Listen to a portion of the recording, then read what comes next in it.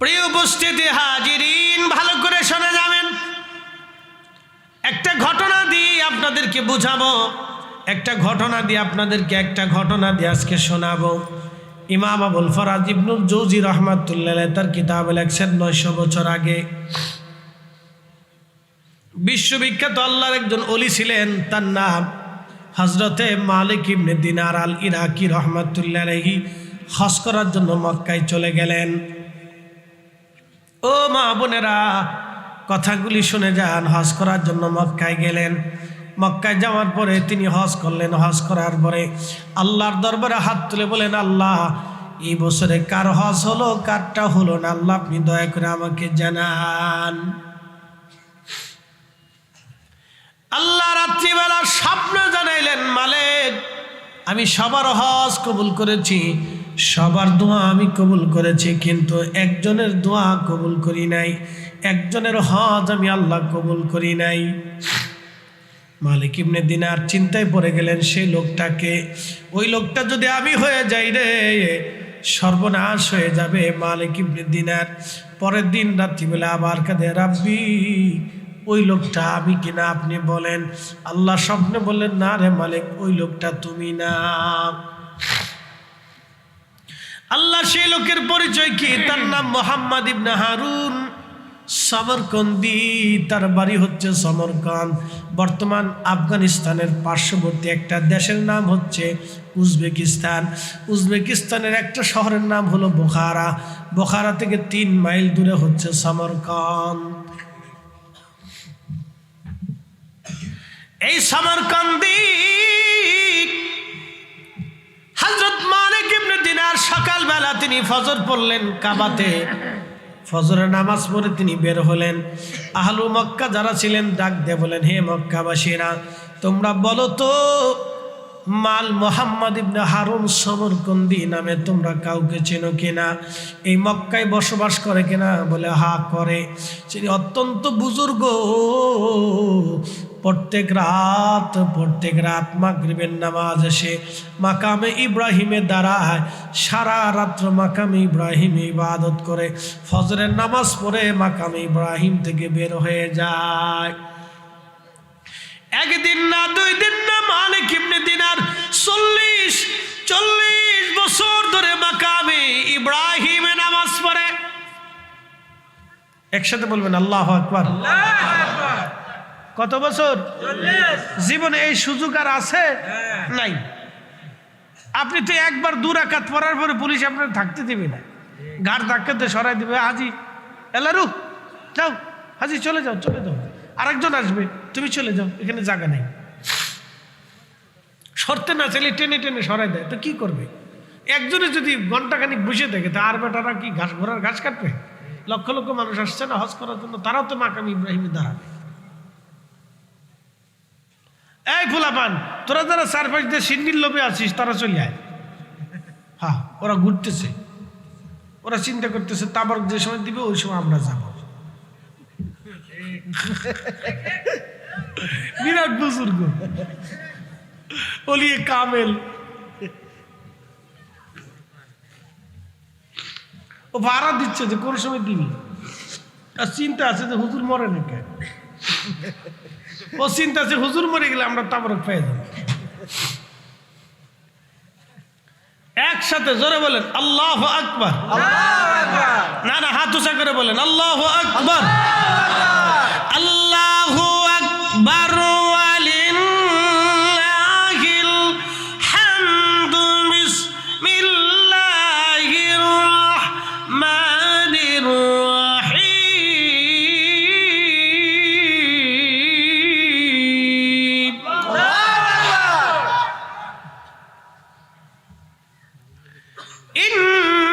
ইন্নাল্লাহা ইয়া'মুরু বিল আদলি ওয়াল ইহসান। দয়া করো, নেক করো। মালিক ইবনে দিনার ইরাকি বসরি খুঁজতে গেলেন, তোমরা কি তারে চিনো? বলে, চিনি। কোথায় থেকে সে? বলে, ইরাকের মক্কার পরিত্যক্ত একটা ভূমি আছে, বিরান ভূমি, একটা গাছ আছে। এই গাছের নিচে দিনের বেলা সে ইবাদত করে, এইভাবে 40 বছর ধরে সে ইবাদত করে। অনেক বড় বুজুর্গ মক্কা। মালিক ইবনে দিনার ডাক দিয়ে বলতেছে, কোথায় গেলে পাবো? বলে বিরান ভূমিতে গেলে পাওয়া যাবে। আল্লাহর ওলি ধীরে ধীরে হেঁটে হেঁটে বিরানে গেলেন, যায় দেখলেন ঠিক ঠিকানা মোতাবেক গাছের নিচে একজন বান্দা দাঁড়িয়ে আছে। গাছের নিচে আল্লাহর বান্দা দাঁড়ানো। ওই গাছের নিচে দাঁড়ায়া আল্লাহর বান্দা নামাজ পড়ে, কিন্তু তার ডান হাত কাটা।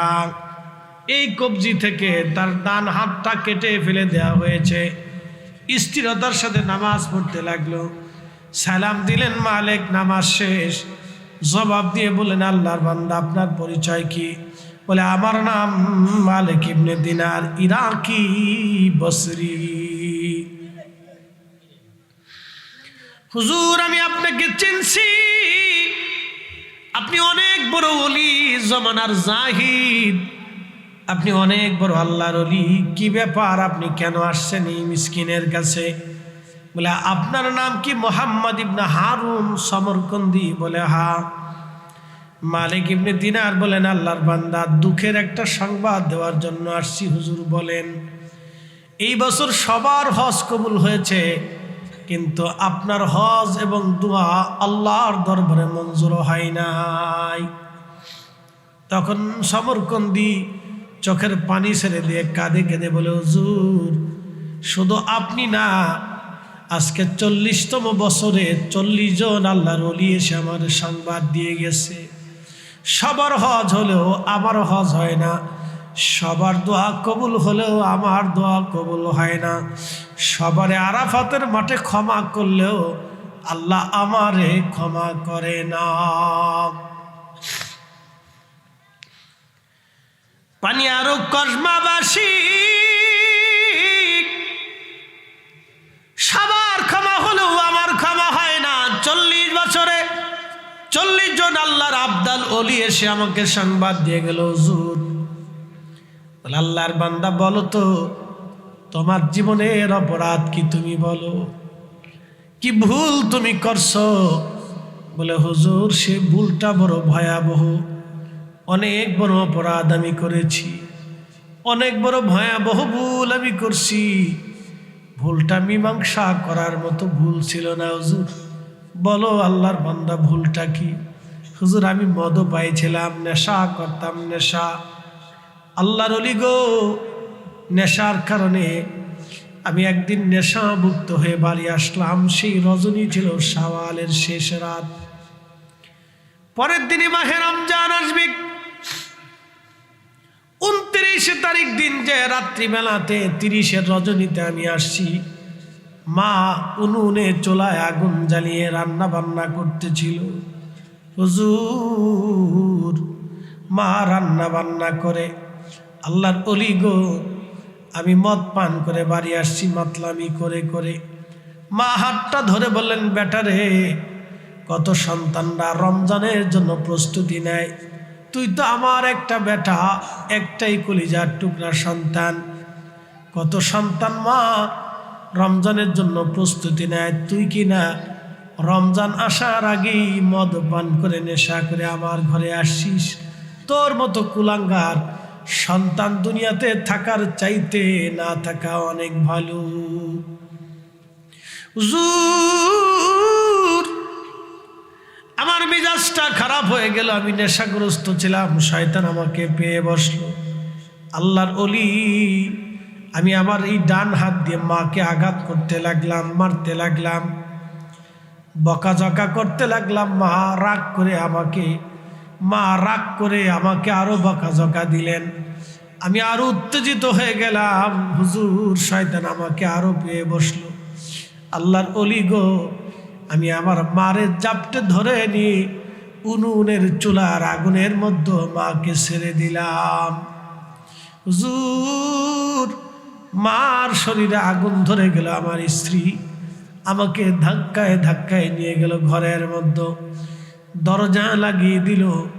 আহা, দরজা লাগানোর পরে ঘুমাই পড়লাম, আমি বেহুশ হয়ে গেলাম, আমি নেশাগ্রস্ত ছিলাম, আমার নেশা কেটে গেল, ঘুম ভেঙে গেল। সকালবেলা ঘুম থেকে উঠে দেখি দরজা বাহির থেকে লাগানো। ডাক দিলাম, বিবি বাহির থেকে দরজা কেন লাগানো? স্ত্রী আমাকে ধমক দেয়া বলল, তোমার মতো নাফরমানের সাথে আমি আর সংসার করব না। ও নাফরমান, আজকে তুমি আমার তালাক দিয়ে দাও, আমি আমার বাপের বাড়ি চলে যাব। এত বড় নাফরমানের সাথে সংসার করা যায় না। ডাক দিলাম, বিবিরে কি হয়েছে তোমার বলো তো? কালকে রাত্রিবেলা তুমি তোমার মাকে আগুনের মধ্যে পুড়িয়ে মারছো। যে তার নিজের মাকে আগুনে পুড়িয়ে মেরে ফেলে দেয়, সে আমাকেও তো আগুনে পুড়িয়ে মারতেই পারে।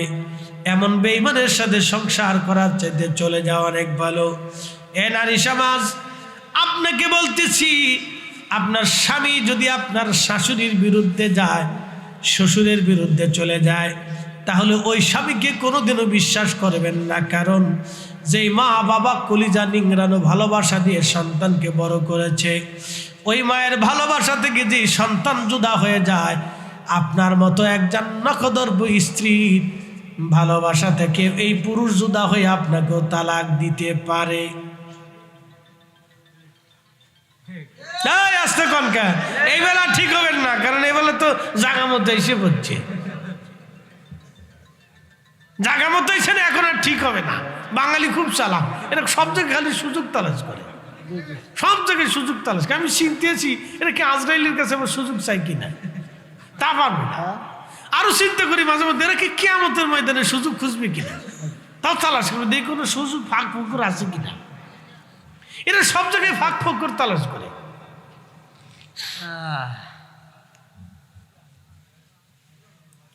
স্ত্রী খুব বিচক্ষণ, ডাক ডাকা, স্বামী রে তোমার মতো নাফরমানের সাথে আমি থাকবো না, তালাক দিয়ে দাও, মানে তালাক দাও। সামারকন্দি দৌড়ায় গেলেন, দৌড়ায় যা দেখে মা আগুনের ভিতরে, চুলার মধ্যে মা পড়ে আছে, পুরা শরীর আগুনে পুড়ে একবারে কালো হয়ে কয়লার মতো হয়ে গেছে মা। সামারকন্দি বলেন, হুজুর আমি আমার মাকে আগুন থেকে বের করলাম। আগুন থেকে বের করার পরে মাকে দাফন কাফনের ব্যবস্থা করলাম। মার দাফন কাফন হয়ে গেল, আল্লাহর ওলি। এরপরে আমি আমার স্ত্রীকে তালাক দিয়ে দিলাম।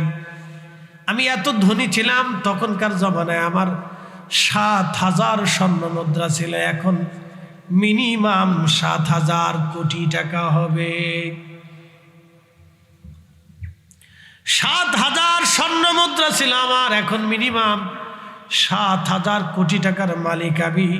হুজুর সব টাকাগুলি আমি আল্লাহ রাস্তায় সমরকন্দ বুখারার গরিব মিসকিনকে ডেকে এনে সব আমি দান করে দিলাম, যদি আল্লাহ আমাকে মাফ করে দেয়।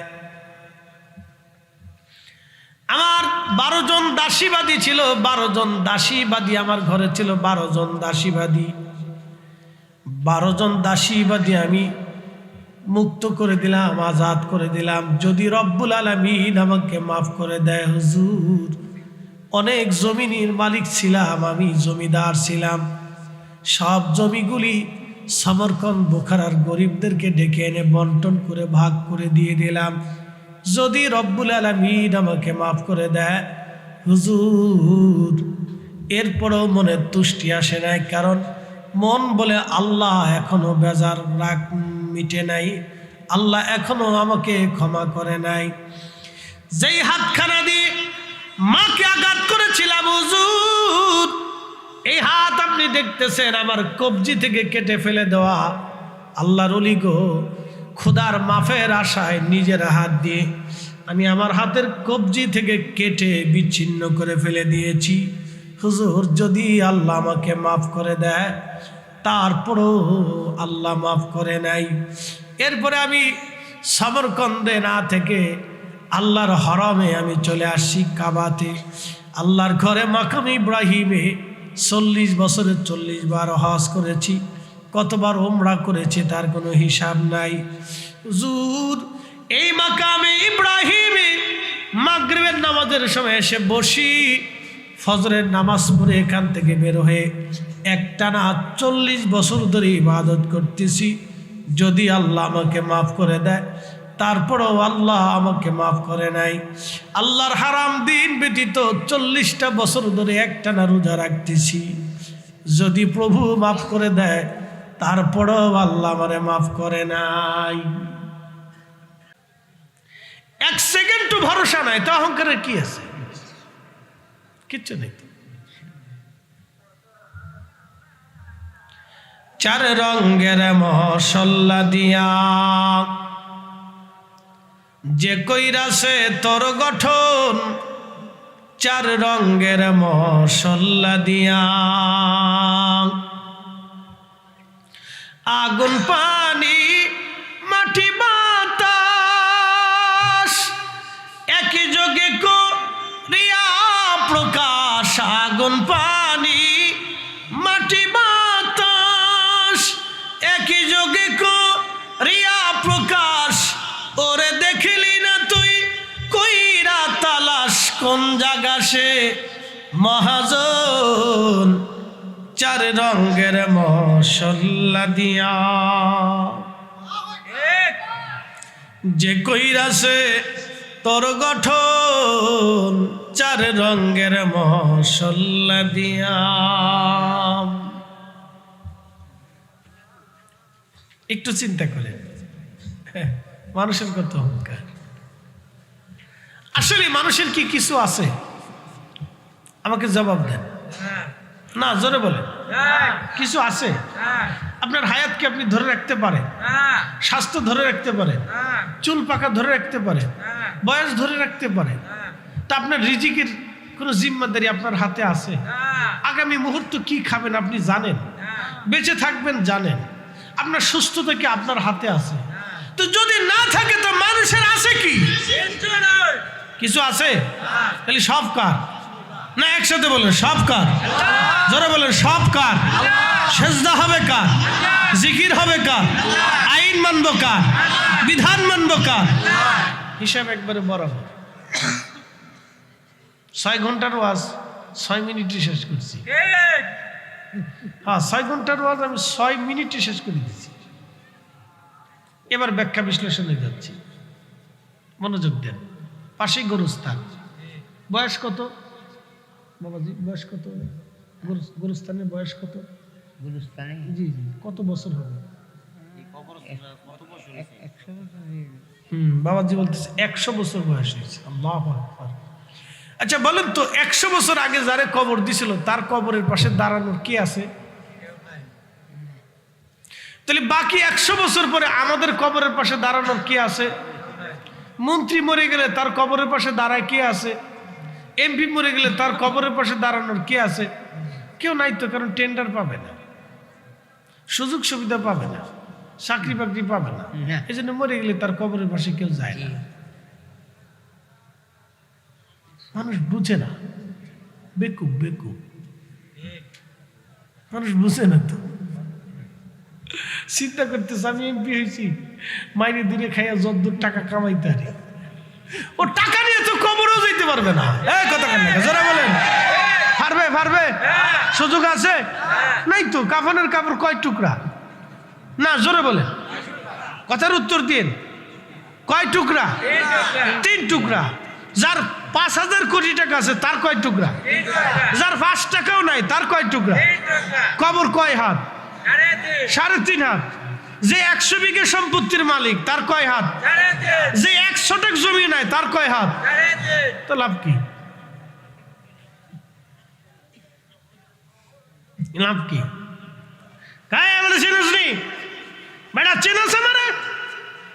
আপনারা কি চিনতে হবে? আবার আপনারা কি চিনবেন? আপনার যা যন্ত্রপাতি আছে আমারও তা যন্ত্রপাতি আছে, তো চিনার কি আছে? কি কথা ঠিক আছে কিনা? চিনার কি আছে ভাই? মানুষের কিছু নাই, কিচ্ছু। আল্লাহ রাসূল একদিন সাহাবীদেরকে বলতেছে, সাহাবীরা, প্রিয় নবী থুতু নিক্ষেপ করলেন, হাতের তালুর ভিতরে থুতু নিক্ষেপ করে। নবীজি থুতু তো মুবারক, তো থুতু নিক্ষেপ করে বললেন, সাহাবীরা তোমাদেরকে এইরকম পানি থেকে আল্লাহ সৃষ্টি করলেন, বলো তো মানুষের জীবনের কি আছে?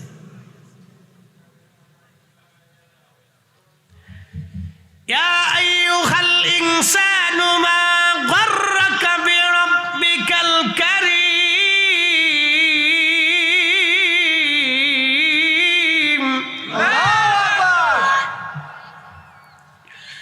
আল্লাযী খালাকাকা ফাসাওয়াকা ফাআদালাক। এ মানব জাতি, আচ্ছা কোন তো যে বেটি বিশ্ব সুন্দরী, তার শরীর থেকে মনে দুর্গন্ধ আসে না? আসতে কই না, জোরে বলেন। তার বাথরুমে মনে গন্ধ নাই, পেশাবে মনে গন্ধ নাই, 3 দিন শরীর গোসল না করলে মনে শরীর থেকে গন্ধ আসে না, তার মুখ থেকে মনে গন্ধ টন্ধ আসে না। তো বিশ্ব সুন্দরী লাভ কি?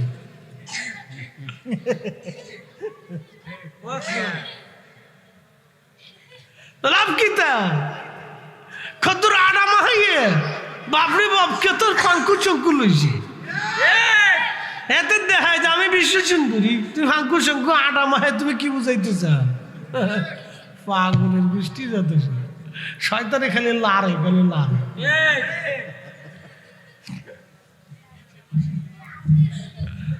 ভাই বুঝে যান, বুঝাচ্ছি। আল্লাহ মানুষকে জিজ্ঞেস কোরআন আল্লাহ বলছে, হে মানব সম্প্রদায়, মা গাররাকা বিরাব্বিকাল কারীম, বলো তো কিসে তোমাকে আমি আল্লাহ থেকে জুদা করলো? বলো তুমি কেন আমি আল্লাহ থেকে জুদা হইছো? বলো।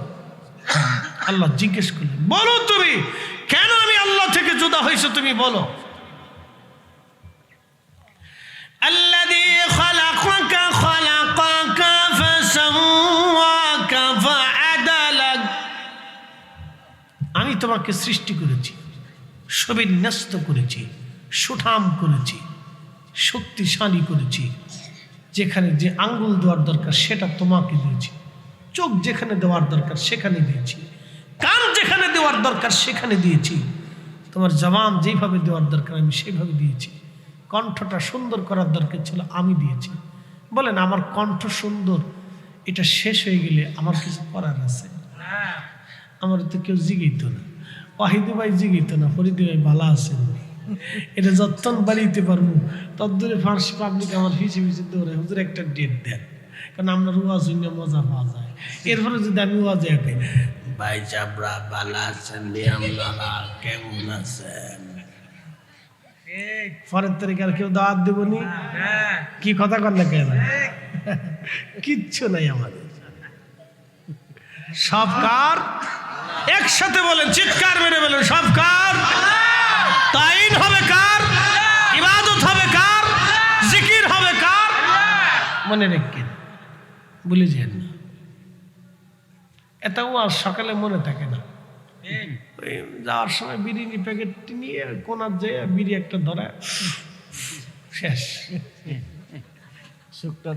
আর বিড়িরা সকালবেলা যায় ঘুম থেকে উঠে রান্না বান্না শেষ করে স্টার জলসায় চাপ দেওয়ার লাগে শেষ। ওয়াজ নাই। ফি আই সূরাতিন মা শাআ রাক্কাবাক। আল্লাহু আকবার। আমি যেইভাবে চেয়েছি তোমাকে সেইভাবে সুরত দিয়েছি। আফ্রিকানদেরকে তো দেখছেন, ওরে বাপরে বাপ, কালাও কালাও, ও আন্তর্জাতিক খ্যাতি সম্পন্ন কালার ঘরের কালা, তাও কোনো ঢক নাই, পদ নাই, ঠোঁট একরকম, নাক আর একরকম, শোক আর একরকম, কান আর একরকম, হাত পা দেখলে কোন যে ওর বাপরে বাপ কোথার থেকে আসছে এটা।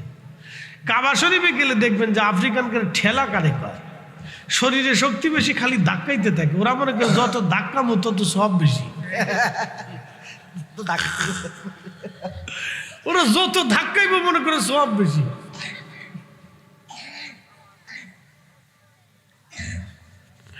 আই সর্বনাশ, কি যে ধাক্কা দেয়নি বাপরে বাপ, দলবদ্ধভাবে একসাথে ধাক্কায় ধাক্কায় তব করতেছে। ও মনে করে যত শরীরের শরীর ধাক্কা দেবে তত শরীরে গন্ধ আসে। হ্যাঁ, আফ্রিকানদের শরীর থেকে একটা গন্ধ বেরোয়, ভয়াবহ। কিন্তু তারা মানুষ। প্রশ্ন রাখবেন ফরিদি হুজুর, ইউরোপিয়ানরা সুন্দর, আরবরা সুন্দর, এশিয়ানরা সুন্দর, কিন্তু আফ্রিকার মানুষ কালা কেন হলো?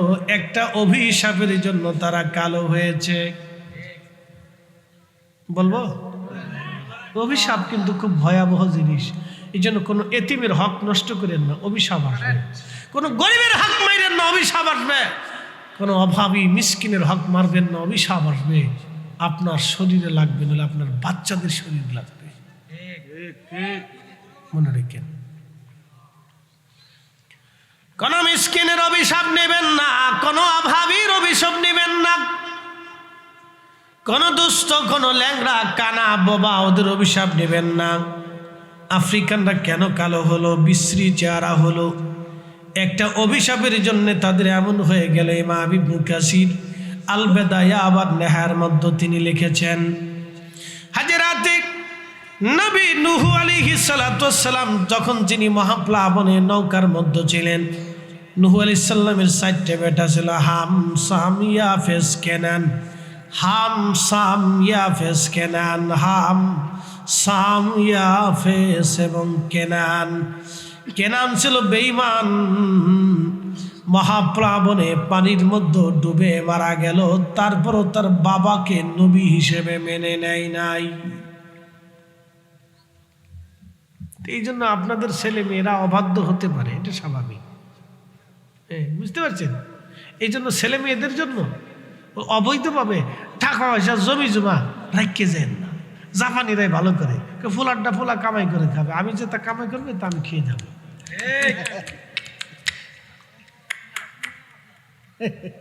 বাঙালিরা তো বলো মরে যাইব, খাইতো না, সিংটি মেরে থেকে।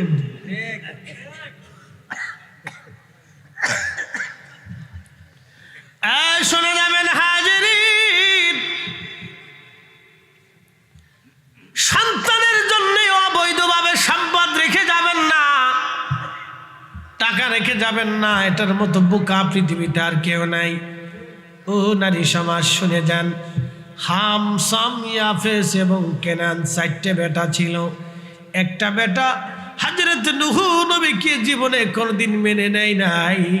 কেনান পানির মধ্যে ডুবে মারা গেল, তারপরেও সে নবীকে নবী বলে মেনে নেয় নাই, আল্লাহকে আল্লাহ বলে স্বীকার করে নাই। নূহ নবীর বেটা আল্লাহকে আল্লাহ বলে মেনে নেয় নাই। এই জন্য কুরাইশ বংশের ভিতরে সবাই অলি হবে তা কিন্তু না। কুরাইশি নাম শুনলে পাগল হয়ে যাবেন না, কারণ কুরাইশ বংশের ভিতরে কিন্তু আবু জাহেলও আছে।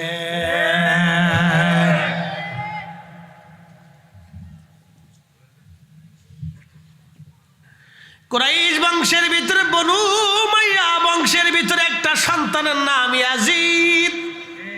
প্রিয় নবী বললেন, আমার উম্মতেরা রে, খালাকাতু উম্মতি আলা ইয়াদাই গিলমাতিন মিন কুরাইশ, আমার কুরাইশ বংশের এক যুবকের মাধ্যমে আমার উম্মত ধ্বংস হবে। নবীজি সহিহ বুখারীতে বলেছেন, আমার উম্মত ধ্বংস হবে আমার কুরাইশ বংশের এক যুবকের হাত ধরে। হযরত আবু হুরায়রা এই হাদিস বর্ণনা করলেন। হযরত আবু হুরায়রা হাদিস বলার পরে বাজারে বাজারে ঘুরতেন আর বলতেন, আল্লাহুম্মা লা তুদরিকনি সানাতুস সিদ্দিন ওয়ালা ইমারাতুস সিবিয়ান। আল্লাহ 60 হিজরির যুবকের শাসন থেকে তুমি আমাকে বাঁচাও। আল্লাহ 60 হিজরির যুবকের শাসন থেকে তুমি আমাকে বাঁচাও। হযরত আবু হুরায়রা ইন্তেকাল করলেন 59 হিজরি, আর ইয়াজিদ ক্ষমতায় বসেছিল 60 হিজরি। ইমাম হযরত আসকালানী আশ-শাফিঈ সহিহ বুখারী ফাতহুল বারী শরহে বুখারীর মধ্যে লিখতেছেন, ও নবীর উম্মতেরা, সেই যুবক আর অন্য কেউ না, সেই যুবকের নাম ইয়াজিদ, যার হাত ধরে এই উম্মত ধ্বংস হবে। অতএব আজকে যে মৌলভী ইয়াজিদের পক্ষ নেয়, এটা মৌলভী না, এটা হলো শয়তান।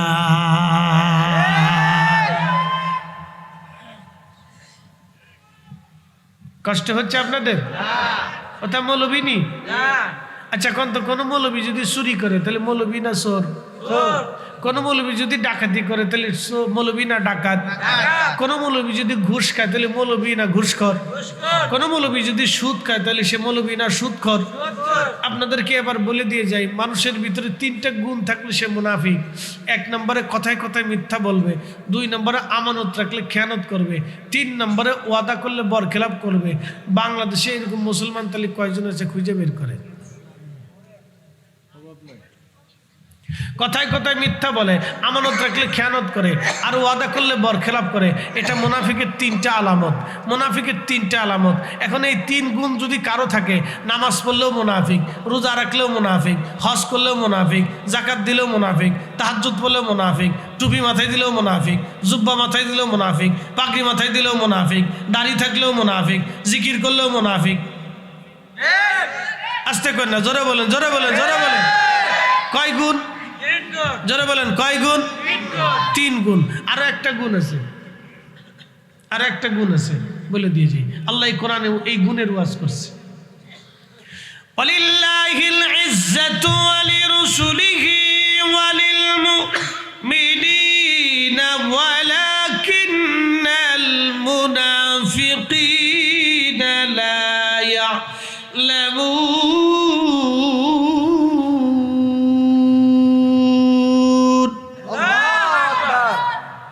আপনার কি আমার উপর বেজার হয়েছে? মুনাফিকের আলামত কইছে লেগে বেজার। এবার হিসাব জন আছে, হিসাব করছেন মুসলমান কয়জন আছে? আমাকে বেডিকার কথা কইলাম না, এখানে পেটের ভিতরে কোনো কথা থাকে না। জীবনে স্ত্রীর কাছে আসলে গোপন কথা কইতে হয় না। 3টে জিনিস নিজের বোর কাছেও করবেন না, জিহাব জাহাব মাজাব। কি পরিমাণে টাকা পয়সা আছে অনেক সময় করবেন না, গোপন করে রাখবেন, বিপদ আছে। লাগছে না ঝগড়া? বাচ্চানকে দেখবেন যে শেষনি মেরে দিবে, রান্না বান্না বন্ধ কালকে থেকে, ঝগড়া লাগাই দিয়ে গেলাম। শুনে যাবেন বন্ধু আমার, খুব মনোযোগ দিবেন। বলে হুজুর এই কথা হঠাৎ করে কেন বললেন? কারণ আমানতের খেয়ানত, ওয়াদা করলে বরখেলাপ, কথায় কথায় মিথ্যা বলা, এটা মানুষের এক ধরনের স্বভাবে পরিণত হয়েছে। বাংলাদেশের কথা তো বলে কোনো লাভ নাই, বাংলাদেশের কথা তো বলে কোনো লাভ নাই, কথা বলে কোনো লাভ নাই। বলে হুজুর কেন লাভ নাই? আপনারা বলে দিয়ে যাই, আমাদের রক্তের সাথে মিথ্যা মিশে গেছে, আমাদের রক্তের সাথে ধোঁকাবাজি মিশে গেছে, আমাদের রক্তের সাথে বেঈমানি মিশে গেছে। এ জাতি নিজের বাবা মার সাথে বেঈমানি করে। আল্লাহ নবী বলেন আমার উম্মত 14 কারণে আল্লাহর আকাশ থেকে গজব আসবে। তার ভিতরে 1 নাম্বার কারণ হলো আব্বা আম্মার সাথে নাফরমানি করবে, নিজের বাবাকে পর মনে করে, বন্ধু বান্ধবকে আপন মনে করবে, নিজের মাকে পর মনে করবে, মা বাবার খেদমত থেকে দূর হয়ে যাবে। আমার উম্মত তখন আল্লাহর আসমান থেকে গজবের চিন্তায় থাকো। পাথর নিক্ষেপ হতে পারে, ভূমিকম্প আসতে পারে, টর্নেডো আসতে পারে, মহামারী আসতে পারে, দুর্ভিক্ষ আসতে পারে। ডায়াবেটিস বেড়ে গেছে, সারা বাংলাদেশে 3.5 কোটি মানুষ কিডনি রোগে আক্রান্ত। 3.5 কোটি মানুষ প্রত্যক্ষ পরোক্ষ কিডনি রোগে আক্রান্ত। 3.5 কোটি যদি কিডনি রোগে আক্রান্ত হয়, তাহলে 7 কোটি আছে ডায়াবেটিস আক্রান্ত। এরপরে প্রেশারের রোগী আছে, হার্টের রোগী আছে, এরপরে আপনার ক্যান্সারের রোগী আছে, বড় বড় ভয়াবহ রোগের রোগী আছে। এই রোগের কোনো শেষ নেই। বাংলাদেশের 18 কোটির, আমি মনে করি 18 কোটি মানুষই অসুস্থ। কোনো না কোনো জটিল কঠিন রোগ সে শরীরে বহন করতেছে। বলে হুজুর এটা হয় কি জন্য? শুধু ভেজাল খাবারের জন্য। পানি ভেজাল, ডাবে ভেজাল, সালি ভেজাল, তেলে ভেজাল, ফলে ভেজাল, জুসে ভেজাল, দুধে ভেজাল, সব জায়গায় ভেজাল। শিশুদের বাচ্চাদের খাবারের ভিতরে ভেজাল ঢুকছে, শুধু কেমিক্যাল আর কেমিক্যাল, কেমিক্যাল আর কেমিক্যাল, কেমিক্যাল আর কেমিক্যাল। আম গাছের ভিতরে, আম গাছে মেরে একবারে স্প্রে করে ফরমালিন মারতেছে, গাছে থাকা অবস্থায় মারে। খা বাঙালি, কায়দা মতো খাইয়ে দেয়। টুপি মাথায় দিয়ে কলার ভিতরে ফরমালিন মিশিয়ে, টুপি মাথায় দিয়ে মিশাচ্ছে। বলে চাচা কি করেন? ওষুধ দিচ্ছি, কলা পাকাচ্ছি। পাকাত বুঝতে পারছি কি ডাকাত ডাকাত, চিন্তা করে নেবা। মেড ইন বাংলাদেশ দেখার মতো কেউ নাই, সবাই চোখ বুঝে থাকে। চোখ বুঝতে পারি। চিন্তা করেন বিমানবন্দরের ভিতরে সিক্রেট একটা স্থান বাংলাদেশের, এখানে লেগেজ কাটিয়া তার প্রবাসীদের সোনা দানা টাকা পয়সা চুরি করে নিয়ে যায়। এটা নেয় কেন? কুত্তায়। তো কুত্তাই তো লয় না, হনুমানও তো আসে না, মান্দরও তো আসে না, তো মানুষই ছিল। তো এই মানুষ কারা যে লেগেজ চুরি করে সিক্রেট স্থান থেকে চুরি করে নিয়ে চলে গেল? রাষ্ট্র চোর ধরতে পারে না, তাহলে বুঝেন তো এবার। এ মুসলমান ভালো করে শুনে যাবেন, কেন ভূমিকম্প আসবে, কেন বালা আসবে, কেন সাইক্লোন আসবে, কেন মহামারী আসবে? মহামারী আসবে, করোনা ভাইরাস আসলো, সারা পৃথিবীর 30 লক্ষ মানুষ করোনা ভাইরাসে নিয়ে চলে গেল, 30 লক্ষ পরিবার কাঁদলো, সারা পৃথিবী কেঁপে উঠলো, সারা পৃথিবীতে আল্লাহ লকডাউন দিয়ে দিলেন। আল্লাহ যুদ্ধ করা লাগে না, শুধু করোনা পাঠায় দিয়েছিল। তাহলে আপনি বুঝেন তো নমরুদের অবস্থা কেমন হয়েছিল। সামান্য করোনা রোগ দিয়ে সারা পৃথিবীর লকডাউন আল্লাহ দিয়ে দিলেন। পৃথিবীর বড় বড় দেশের লকডাউন দিয়ে দিল, সেনাবাহিনীতে কাজ হলো না, বড় বড় ডাক্তারও কাজ হলো না। তাহলে আপনি বুঝেন তো আল্লাহ নমরুদের বিরুদ্ধে শুধু মশা পাঠাই দিলেন। এক মশা দিয়ে কামড়াইয়া সারা নমরুদের গোষ্ঠী আল্লাহ শেষ করে দিলেন। আমার আল্লাহ নীল নদের পানির ভিতরে সুবাইয়া ডুবাইয়া ফেরাউন জাতিকে আল্লাহ ধ্বংস করে দিলেন। এই জন্য বাংলাদেশের মাটির নিচে ভূমিকম্প মাঝে মধ্যে লাড়া দেয়, লাড়া দিয়ে আল্লাহ জানান দেয়, ও বাঙালিরা আমি আল্লাহ কিন্তু আসি। চুরি বাটপারি সেটারই ধান্দামি যদি বাদ না দাও, তাহলে লারা কিন্তু ভালো মতো দিয়ে দেব। কথা কর না কে? লারা কিন্তু ভালো মতো দেবে যদি চুরি বাটপারি সেটারই বাঙালি না ছাড়ে। এ জাতির রন্ধে রন্ধে চুরি বাটপারি সেটারই ঢুকে গেছে।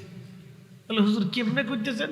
আপনাদেরকে বলি, হসপিটাল থেকে শুরু করে কোন খাত আছে যেখানে ধান্দামি না আছে আমার একটু বোঝায়। এদেশের টিচার 40 বছর পড়ালেখা করানোর পরে তার পেনশন আনতে হলে টেবিলের নিচে মারা লাগে। কি কথা কর না কেন? 40 বছর পড়ানোর পরে পেনশনটা আনবে, তারপরেও তার টেবিলের নিচে মারি দিয়ে পেনশন আনতে হয়। ভূমিকম্প এদেশের মাটির নিচে আসবে না, আসবে কোন জায়গা?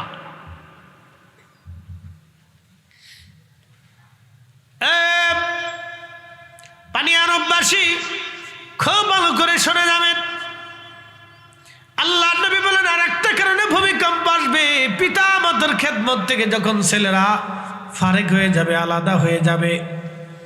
এদেশের 100% ছেলেদের ভিতরে প্রায় 80% ছেলে মেয়েরা বাবা মাকে মানে না। আপনি পরিসংখ্যান নিয়ে দেখেন, 100%-এর 80% বাবা মা মানে না, মুরব্বী মানে না, মুরব্বী মানে না, মুরব্বী মানে না। এই অবস্থা যদি চলতে থাকে, আগামীর বাংলাদেশের জন্য ভয়াবহ রূপ নেবে। কঠিন বালা আসবে, ভূমিকম্প আসবে, রোগ আসবে, নানান ধরনের মুসিবত আল্লাহ চাপিয়ে দেবে, নানান মুসিবত আল্লাহ চাপিয়ে দেবে। আল্লাহ নিজে চাপান না, জহারাল ফাসাদু ফিল বাররি ওয়াল বাহরি বিমা কাসাবাত আইদিন নাস।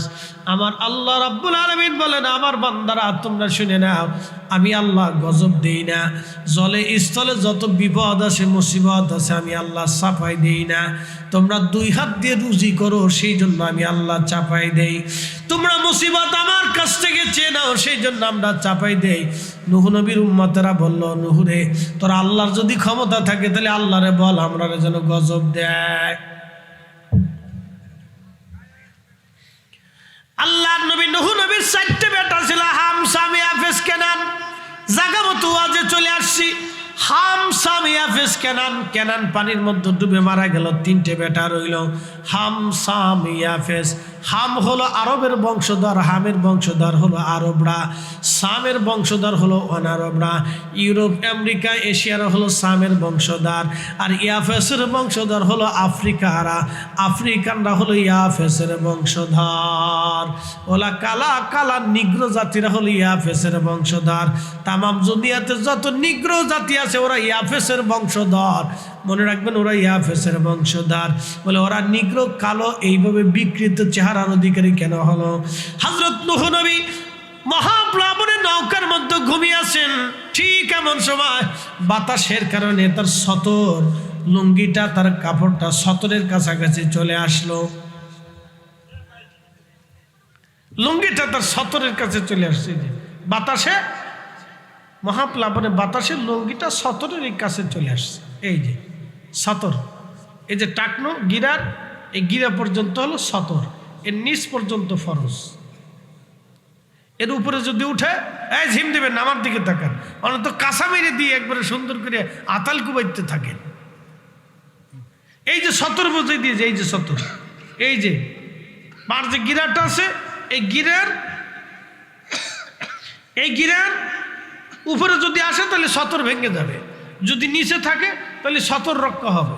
আর মহিলাদের সতর হলো একবারে পা টাকনুর নিচ পর্যন্ত, কিন্তু বেটিরা কাপড় উঠাইতে আর উপর উঠাইছে। হ্যাঁ, কাপড় উঠাইছে। তারপরে এখন আবার কি কাপড় বেরিয়েছে, প্যান্ট পরে, প্যান্ট তাও টাইট প্যান্ট পরে। বাপরে বাপ, সেন্টু বেরিয়ে তো আবার টাইট প্যান্ট পরছে, টাইট প্যান্ট পরছে, টাইট প্যান্ট পরিয়ে এরপরে শার্ট গায়ে দিচ্ছে, শার্ট গায়ে দিয়ে তারপরে মাথার ভিতরে হেজাব বাঁধছে। কি তরিকা! আমি এই তরিকা দেখছি মালয়েশিয়াতে দিয়ে। আমি দেখি খুদা রে, এরা আবার কারা? আমি বললাম এরা কি এই চাইনিজ না মুসলমান? হুজুর এরা মুসলমান। আমি বললাম ওরা প্যান্টও করলো, শার্টও গায়ে দিল, আবার মাথার ভিতরে হেজাবও বাঁধলো, কয় সিস্টেমই এটা। আমি বললাম তাহলে কেমন হলো? ওই হুজুরে ওয়াজ করছিল, বাবারা ফাগরি মাথায় দিয়ে বিরাট বড় সুন্নত, অনেক বড় নাকি, ফাগরি মাথায় দিয়ে নামাজ বললে 70 গুণ সওয়াব হয়। তাই মুসল্লি চিন্তা করলো, হারে কত নেকি, আর নেকি ছাড়া যাবে না। হাতাই করছে মসজিদে ঢুকে লুঙ্গিটা টাইম দিয়ে খুলে মাথার মধ্যে ফাগরি বাঁধ দেওয়া লাগছে। আচ্ছা বলেন তো, লুঙ্গি খুলে মাথায় বানলে ফাগরি বানাইলে যেরকম সব হয়, মহিলারা জিন্সের প্যান্ট পরিয়া শার্ট গায়ে দিয়ে মাথায় হেজাব বললে ওইরকম নাকি হয়? কথা কন না, ঠিক আছে কিনা? বেটিরা অন্য নতুন হেজাবি, হেজাবি হেজাবি, উরে হেজাবি, শতান কোথাকা। শতানে চিন্তা করে আর হাতে তালি দেখে, খালা গো খুব ভালো হয়েছে খালা, এটা বলে পর্দা। এটা গুলশান বনানি, ঢাকা, উত্তরা সুত্তরা, আরো কিছু কিছু এলাকা আছে, ওইগুলিতে বাড়তেছে দিন দিন। ওরা প্যান্ট শার্ট পরে মাথার ভিতরে একটি হেজাব পেঁচায় রাখছে, পর্দা করতেছি, পর্দা। আবার এখন দেখি মাঝে মধ্যে টিকটকে দেখা যায় বুরখাওয়ালা বেটিরা টিকটক করতেছে, জুতে দিয়ে বাইরে গিয়ে ওর সোজা করার দরকার, শয়তান কোথাকার। হ্যাঁ, বুরকা পরিয়ে তারপর টিকটক বানাচ্ছে। ইস না, শয়তান ফুল মার্কে আছে, ও ফুল মার্কে আছে। ও চিন্তা করতেছে আমার আর দুনিয়াতে কোনো কাজ নাই, আমার যত খলিফা আছে এরা কাজ চালাচ্ছে। হ্যাঁ, খেলাপথ দিয়ে এলেছে শয়তানি, সারা অঞ্চলে খেলাপথ দিয়ে এলেছে, সারা দুনিয়াতে শয়তানি খেলাপথ দিয়ে এলেছে, বিরাট খেলাপথ দিছে শয়তানি। কষ্ট হচ্ছে আপনাদের? তাহলে একসাথে জোরে বলেন তো আল্লাহু আকবার। না হয় না, আরেকটু জোরে শোনেন। বুরকা দিয়ে যত পর্দায় করান কাজ হবে না। অরিজিনাল পর্দা হচ্ছে মানুষের ব্যক্তিত্ব পর্দা। কথা ঠিক আছে কিনা? ব্যক্তিত্ব পর্দা হলো অরিজিনাল পর্দা। যারা ভালো ফ্যামিলির মেয়েরা, ওরা দেখবেন ওই সেলার কামিজ পরলে ওরা রাস্তাঘাটে বের হয় না, ওরা ভিতরেই থাকে। কথা ঠিক আছে কিনা? ওরা ওইভাবে শালীনতার সাথেই পর্দা করে চলে। আর ওই যেটি সেংটু ফেংটু, ওরা বোরকা সুরকা পরিয়ে আর রাস্তায় টিকটক বানাচ্ছে। ওরে শয়তানে কে, ওরে খালা রে, তুমি থাকতে আমার আর টেনশন নেই খালা, তুমি কাজ বাগাই দিছো খালা।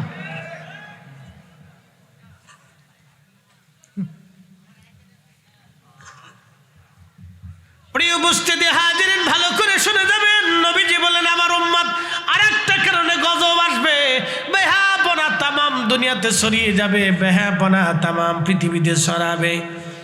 হাতে হাতে প্রকাশ্যে মেয়েরা নাচানাচি করবে, প্রকাশ্যে নারীরা নাচানাচি করবে, গান বাদ্য একেবারে সয়লাভ হয়ে যাবে। আমার উম্মত, সেদিন তোমরা আল্লাহর আসমান থেকে গজবের জন্য অপেক্ষা করো, ভূমিকম্পের জন্য অপেক্ষা করো। প্রশ্ন রাখবেন ফরিদে হুজুর, ভূমিকম্প হলে কি হবে? বাংলাদেশে যদি 8 স্কেলের ভূমিকম্প হয়, 14 কোটি মানুষ ভূমিকম্পের আওতার ভিতরে থাকবে, 1 কোটি মানুষ মারা যাবে, আরো কোটি কোটি মানুষ ল্যাংড়া কানা বোবা খোরা হয়ে যাবে। কত বড় ভয়ঙ্কর আপনি বুঝতে পারছেন। 1 কোটি মানুষ মারা যাবে। পৃথিবীর এমন দেশ আছে যেই দেশেই 1 কোটি মানুষ নাই। পৃথিবীর এমন দেশ আছে যেই দেশে 1 কোটি মানুষ দেশের ভিতরেই নাই। এরকম বহু দেশ আছে, সব গন্ডা খানিক ডজন খানিক দেশ আছে যাদের দেশে 1 কোটি মানুষই নেই। ডজন খানিক দেশ আছে। অথচ আমার দেশে ভূমিকম্প যদি 8 স্কেলে হয়, 30 সেকেন্ড যদি কাঁপুনি দেয়, 30 সেকেন্ড ঘর থেকে বেরিয়ে আসতে পারবে না। 1 কোটি মানুষ মারা যাবে। শুধু ঢাকা শহর রাজধানীতেই 50 লক্ষ মানুষ মরে যাবে। তারপরে 24 ঘন্টা পরে মানুষের দুর্গন্ধে আর রক্তের দুর্গন্ধে আরো 20-30 লাখ মানুষ মরে যাবে। আর হার্ট স্ট্রোক করে আরো মানুষ মরে যাবে। এরপরে আহত যারা আছে তারপরে তিলে তিলে আহতরাও মারা যাবে, কারণ চিকিৎসা পাবে না। এত ডাক্তার বাংলাদেশে নাই, এত ওষুধও নাই, তিলে মারা যাবে। বলে হুজুর ভূমিকম্প কি হবে? হ্যাঁ হবে। আমি বলিনি, ভূতত্ত্ববিদদের গবেষণা 1757-তে একটা ভূমিকম্প বাংলাদেশে হয়েছিল, খুব প্রলয়ঙ্করী ভূমিকম্প। এই ভূমিকম্পে আপনাদের এই যে মেঘনা নদী আছে না, যেটা ওই যে ভৈরবের ব্রিজের নিচ দিয়ে প্রবাহিত হয়েছে, ওই নদীটা আপনাদের ব্রাহ্মণবাড়িয়ার পাশ দিয়ে মানসারামপুরের কোনা দিয়ে কুমিল্লার যে লালমাই পাহাড় ছিল, ওই লালমাই পাহাড়ের নিচ দিয়ে প্রবাহিত হতো। বুঝতে পারছেন? সেই নদী চলে গেছে এখন দাউদকান্দি। 1757-এর এক প্রলয়ঙ্করী ভূমিকম্পে নদীর গতি পর্যন্ত চেঞ্জ হয়ে গেছে।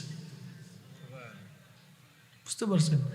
আল্লাহর শক্তির কাছে মানুষ বড় অসহায়, সৃষ্টি বড় অসহায়, নদীর গতি চেঞ্জ হয়ে গেছে। তাহলে বুঝতে হবে ভূমিকম্প আসলে বাংলাদেশের রাজধানী একবারে শেষ হয়ে যাবে, মিসমার হয়ে যাবে। বলে হুজুর কেন হবে? এদেশের 5 লক্ষ শিশু পথে ঘাটে ঘুরে বেড়ায়, মানুষের লাথি চবর খায়, মা নাই বাপ নাই। 5 লক্ষ পথ শিশু। এদেশের প্রতিনিয়ত মানুষরা তাদের সাথে জুলুম করে, এদেশের রাষ্ট্র জুলুম করে, এদেশের রাষ্ট্রীয় দায়িত্বপ্রাপ্ত যারা আছে তারাও ওদের সাথে জুলুম করতেছে। তাদের দায়িত্ব ছিল এই সমস্ত বাচ্চাদেরকে ধরে নিয়ে সংরক্ষণশালায় নিয়ে, শিশু আশ্রমে নিয়ে তাদেরকে প্রশিক্ষণ দেওয়া, শিক্ষা দেওয়া, বাসস্থান দেওয়া, খাবার দেওয়া এবং তাদের চিকিৎসা দেওয়া আর তাদের পোশাক দেওয়া। কিন্তু এখানে রাষ্ট্র ব্যর্থ হয়েছে, প্রতিদিন তাদের সাথে জুলুম হয়। আপনি বুঝলেও ঠিক, না বুঝলেও ঠিক। আমি যেভাবে বলছি বিবেক দিয়ে বুঝে যাবেন। 5 লক্ষ শিশু আছে।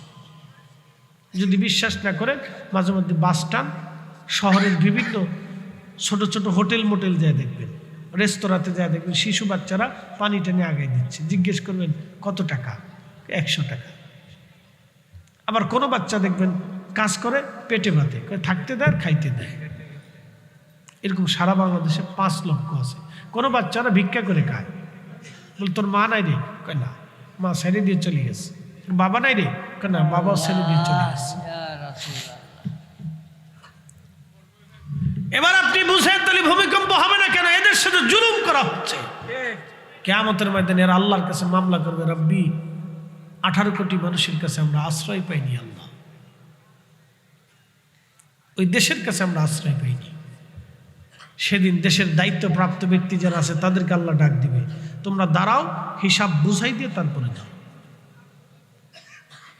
এমপি হওয়া যত সহজ, কিয়ামতের ময়দানে হিসাব দেওয়া তার থেকে 1000 বিলিয়ন ট্রিলিয়ন গুণ কঠিন। মন্ত্রী হওয়া যত সহজ, কিয়ামতের ময়দানে হিসাব কষে দেওয়া তারও কঠিন। প্রধানমন্ত্রী হওয়া যত সহজ, কিয়ামতের ময়দানে আল্লাহর আদালতের সামনে দাঁড়াইয়া সারা দেশের প্রত্যেকটা নাগরিকের হিসাব বুঝাই দিয়ে তারপরে বেহেশতে যেতে হবে। সেদিন ভিখারি মামলা করবে, অন্ধ মামলা করবে, বোবা মামলা করবে। আল্লাহ আমি বোবা ছিলাম, দুনিয়ার কোন আদালতে মামলা করতে পারি নাই, রব্বি আমার অধিকার নষ্ট করা হয়েছিল। বৃদ্ধ বলবে আল্লাহ আমি অসুস্থ ছিলাম, বৃদ্ধ ছিলাম, আমার অধিকার নষ্ট করা হয়েছে।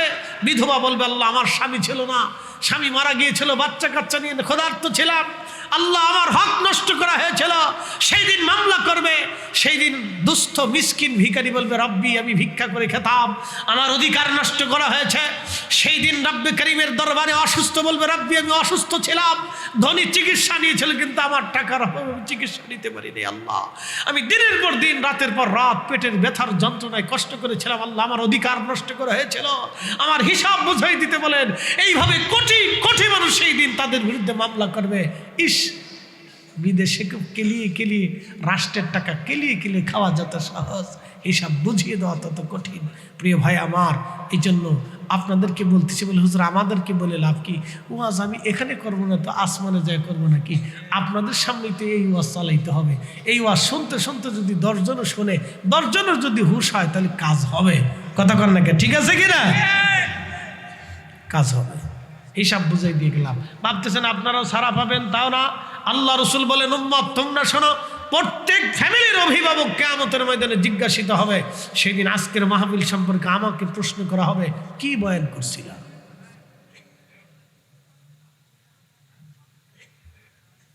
কি নসিহত করছিলাম, জবাব দিয়ে যাও। সেদিন আপনাকে জিজ্ঞাসা করা হবে, নসিহত শোনার পরে কি করছো তুমি, জবাব দিয়ে যাও।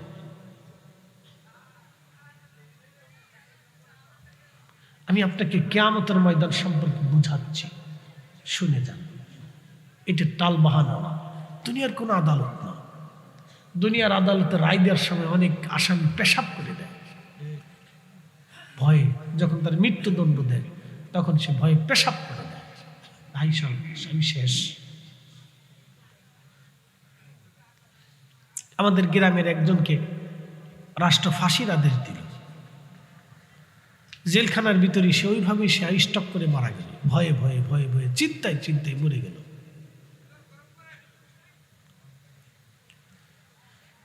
মুসলমান ভালো করে শুনবেন, প্রত্যেক ফ্যামিলি প্রধান আল্লাহর দরবারে জিজ্ঞাসিত হবে। প্রত্যেক গ্রামের যিনি প্রধান আছেন গ্রাম সম্পর্কে জিজ্ঞাসা করা হবে। ও নারী, আপনাকেও সেই দিন জিজ্ঞাসা করা হবে। আপনার পরিবার সম্পর্কে আপনাকে জিজ্ঞাসা করা হবে, স্বামী সম্পর্কে জিজ্ঞাসা করা হবে, স্ত্রী সম্পর্কে জিজ্ঞাসা করা হবে, সন্তান সম্পর্কে জিজ্ঞাসা করা হবে, আপনার আয় রুটি রুজি নিয়ে জিজ্ঞাসা করা হবে। পানিয়ারূপবাসী ভালো করে শুনে যাবেন, ইউনিয়ন প্রধান যিনি চেয়ারম্যান তাকে জিজ্ঞাসা করা হবে, মেম্বার সাহেবকে জিজ্ঞাসা করা হবে, তার চাকরি নিয়ে জিজ্ঞাসা করা হবে, টিওনো ডিসি এসপি ওসি সব সরকারি কর্মচারী কর্মকর্তাকে তার অধীনস্থ সব বিষয় নিয়ে জিজ্ঞাসা করা হবে। আল্লাহ বলেন মালিক ইয়াউমিদ্দিন, আমি বিচার দিনের মালিক। সেই দিন মা সন্তানের বিরুদ্ধে মামলা দায়ের করবে। আল্লাহ আমি সন্তান লালন পালন করেছিলাম, এই সন্তান আমার কথা শুনে নাই, আমাকে গালি দিত। আল্লাহ আমার সন্তানকে আমার হিসাব বুঝিয়ে দিয়ে যেতে বলেন। আল্লাহ সেই দিন বিচার করবেন, মায়ের পক্ষে আল্লাহ রায় দিয়ে দিবেন। যেই বাবা সন্তানের হক মিটাই নাই, কিয়ামতের ময়দানে সেই সন্তান বলবে আল্লাহ আমার বাবা আমাকে জন্ম দেওয়ার পরে ছেড়ে দিয়েছিল, কোনোদিন আমার হক মিটাই নাই। আল্লাহ আজকে বলেন তাকে আমার হক মিটাই দিয়ে যেন জান্নাতে চলে যায়। আমি মামলা করলাম, আমার পাওনা যেন পরিশোধ করা হয়। সেই দিন বাবাটা দাঁড়িয়ে কাঁদবে, কাঁদলেও কাজ হবে না। কোটি কোটি হজরে নেকি নিয়ে দাঁড়ালেও কাজ হবে না, কারণ আপনি সন্তানের হক মিটান নাই। এদেশের বাংলাদেশে হাজার হাজার বাবা আছে যারা সন্তান জন্ম দিয়ে চলে যায়, স্ত্রী তালাক দিয়ে স্ত্রীর ঘাড়ের উপরে সন্তান রেখে পালিয়ে যায়, অন্য বিবি গ্রহণ করে সেই করে সংসার পাতে, কিন্তু আগের স্ত্রীর সন্তানদের খবরে নেয় না, টাকা পয়সা দেয় না, তার অধিকার বাস্তবায়ন করে না। এমন পুরুষ মানুষ আছে না? না, এরা টুপি মাথায় দিয়ে মসজিদে যায় নামাজ পড়ে সেজদা দেখে সুবহানা রাব্বিল আলা, শয়তানে চিন্তা করে উরে সিটারে করে সিটার রে, ও কত বড় সিটার রে, ও 10 বছর ধরে ওর বাচ্চার খাবার দেয় না, দুধ কেনার টাকা দেয় না, ও আইসা মানে আল্লাহর সেজদা দিয়ে। সিটার যদি কোথায়, আমি 9 লক্ষ বছর আল্লাহর সেজদা দিয়েছি, সিটারই করিনি। এই এত 60 বছরের জিন্দিগি কত বড় চিটারি করতেছে। ওয়াজ শুনে যান। নামাজ পড়েন নাই, ক্ষমা হবে আল্লাহর কোরআন বলছে। রোজা রাখেন নাই, ক্ষমা হয়ে যাবে আল্লাহর কোরআন বলছে। হজ করেন নাই, ক্ষমা হয়ে যাবে আল্লাহর কোরআন বলছে। হালাল হারাম অনেক সময় মানেন নাই, ক্ষমা হয়ে যাবে আল্লাহর কোরআন বলছে, মাফ করে দিব। লা তাকনাতু মির রাহমাতিল্লাহ, আমার রহমত থেকে নিরাশ হইস না, মাফ করে দেব। আল্লাহর কসম করে বলি, পিতামাতার হক মিটান নাই, ক্ষমা হবে না। প্রতিবেশীর হক মিটান নাই, ক্ষমা হবে না। এতিমের হক মিটান নাই, ক্ষমা হবে না। অন্যের জমি মেরে দিয়েছেন, উনি মাফ না করা পর্যন্ত ক্ষমা হবে না। একজনকে অন্যায়ভাবে থাপ্পড় মেরেছেন, সে ক্ষমা না করা পর্যন্ত ক্ষমা হবে না। অন্যের টাকা মেরে দিয়েছেন আর ফেরত দেন নাই, সে মাফ না করা পর্যন্ত ক্ষমা হবে না। ওয়াজ এটা শিখে যান। ইসলামের মৌলিক দিকে আসে, ইসলামের আসল দিকে আসে। যেটা করলে মুসলমান হয়ে কবরে যাওয়া যায় সেটা করে যান। এই জন্য আল্লাহর নবী কোন সাহাবীর ইন্তেকালের পরে কবরে নামানোর আগে আগে তার হক মিটাইতো। বলে, বলো সাহাবীরা, তার কোন ঋণ আছে কিনা? আমার কোন উম্মতকে ঋণ দিয়ে কবরে দিও না, ঋণ মুক্ত করাইয়া তারপরে কবর দাও। কেন? রবের হক রব মাফ করে দিবে, কিন্তু বান্দার হক আল্লাহ মাফ করবে না। কথা শোনা যায় বাবাজি? কথা শোনা যায়? যুবকরা, কথা শোনা যায়নি? শোনা গেলে ভালো করে শুনে যাও। নামাজ আল্লাহ মাফ করবে, যদি ক্ষমা হবে, আল্লাহ ক্ষমা করার ওয়াদা করেছেন। কিন্তু অন্যের টাকা মেরে দিছে, এই টাকা ওই বান্দা মাফ না করা পর্যন্ত ক্ষমা হবে না। বাদাম কিনতে গেছে পোলা, মানে বাদামওয়ালা, বাদামের দাম কত? এই 50 গ্রাম 100 গ্রাম 25 টাকা মাপ। বলে, কত গ্রাম মাপ? বলে 400 গ্রাম মাপ। তো 400 গ্রাম মাপতে মাপতে এইদিকে 4-5 জনে 25 গ্রাম ট্যাপ ট্যাপ করে টিপে টিপে খেয়ে ফেলছে। আচ্ছা বলেন তো, এই যে 25 গ্রাম খাইলো, এটা সুন্নত না মুস্তাহাব? আস্তে করেন না, জোরে বলেন, জোরে বলেন। সুন্নত না মুস্তাহাব? তাহলে এই 25 গ্রাম বাদামওয়ালা মাফ করে নাই, মাফ না করার কারণে কিয়ামতের ময়দানে বাদামওয়ালার পিছে পিছে দৌড়াইতে হবে। ইসলাম বুঝে যান, ইসলাম বুঝা উচিত। দিন বুঝে যান, দিন বুঝা উচিত। পায়ে হাতে পায়ে ধরে বলতেছি, মানুষের হক নষ্ট করেন না। প্রিয় উপস্থিতি হাজিরিন, ভালো করে শোনা যাবেন। একটা ঘটনা দিয়ে আপনাদেরকে বুঝাবো, একটা ঘটনা দিয়ে আপনাদেরকে একটা ঘটনা দিয়ে আজকে শোনাবো। ইমাম আবুল ফরাজ ইবনুল জৌজি রহমাতুল্লাহ তার কিতাবে লেখছেন 900 বছর আগে বিশ্ববিখ্যাত আল্লাহর একজন ওলি ছিলেন, তার নাম হযরতে মালিক ইবনে দিনার আল ইরাকি রহমাতুল্লাহ আলাইহি। হজ করার জন্য মক্কায় চলে গেলেন। ও মা বোনেরা, কথাগুলি শুনে যান। হজ করার জন্য মক্কায় গেলেন। মক্কায় যাওয়ার পরে তিনি হজ করলেন। হজ করার পরে আল্লাহর দরবারে হাত তুলে বলেন, আল্লাহ, এই বছরে কার হজ হলো, কারটা হলো না, আল্লাহ আপনি দয়া করে আমাকে জানান। আল্লাহ রাত্রিবেলা স্বপ্ন জানাইলেন, মালিক, আমি সবার হজ কবুল করেছি, সবার দোয়া আমি কবুল করেছি, কিন্তু একজনের দোয়া কবুল করি নাই, একজনের হজ আমি আল্লাহ কবুল করি নাই। মালিক ইবনে দিনার চিন্তায় পড়ে গেলেন, সেই লোকটাকে, ওই লোকটা যদি আমি হয়ে যাই রে, সর্বনাশ হয়ে যাবে। মালিক ইবনে দিনার পরের দিন রাত্রিবেলা আবার কাঁদে, রাব্বি, ওই লোকটা আমি কিনা? আপনি বলেন। আল্লাহ স্বপ্নে বললেন, না রে মালিক, ওই লোকটা তুমি না। আল্লাহ সেই লোকের পরিচয় কি? তার নাম মুহাম্মদ ইবনে হারুন সমরকন্দি। তার বাড়ি হচ্ছে সমরকান্দ, বর্তমান আফগানিস্তানের পার্শ্ববর্তী একটা দেশের নাম হচ্ছে উজবেকিস্তান। উজবেকিস্তানের একটা শহরের নাম হলো বোখারা। বোখারা থেকে 3 মাইল দূরে হচ্ছে সমরকান্দ। এই সমরকান্দি হযরত মালিক ইবনে দিনার সকালবেলা তিনি ফজর পড়লেন কাবাতে। ফজরের নামাজ পড়ে তিনি বের হলেন। আহলু মক্কা যারা ছিলেন ডাক দিয়ে বলেন, হে মক্কাবাসীরা, তোমরা বলো তো, মাল মুহাম্মদ ইবনে হারুন সমরকন্দি নামে তোমরা কাউকে চেনো কিনা? এই মক্কায় বসবাস করে কিনা? বলে হা করে। তিনি অত্যন্ত বুজুর্গ, প্রত্যেক রাত মাগরিবের নামাজ এসে মাকামে ইব্রাহিমে দাঁড়ায়, সারা রাত্র মাকামে ইব্রাহিমে ইবাদত করে ফজরের নামাজ পড়ে মাকামে ইব্রাহিম থেকে বের হয়ে যায়। একদিন না, 2 দিন না, মালিক ইবনে দিনার 40 বছর ধরে মাকামে ইব্রাহিমে নামাজ পড়ে। একসাথে বলবেন আল্লাহু আকবার। কত বছর? জীবনে এই সুযোগ আর আছে? নাই। আপনি তো একবার 2 রাকাত পড়ার পরে পুলিশ আপনার থাকতে দিবে না, ঘাড় ধাক্কাতে সরাই দিবে। হাজি এলারু যাও, হাজি চলে যাও, আরেকজন আসবে, তুমি চলে যাও, এখানে জায়গা নেই। সরতে না চাইলে টেনে সরাই দেয়, তো কি করবে? একজনে যদি ঘন্টাখানিক বসে থাকে, তা আর বেটারা কি ঘোড়ার ঘাস কাটবে? লক্ষ লক্ষ মানুষ আসছে না হজ করার জন্য, তারাও তো মাকাম ইব্রাহিমে দাঁড়াবে। এই ফুলাপান, তোরা যারা 4-5 দিয়ে সিন্নির লোভে আছিস, তারা চলে আয়। হ্যাঁ, ওরা ঘুরতেছে, ওরা চিন্তা করতেছে তাবারক যে সময় দিবে ওই সময় আমরা যাব।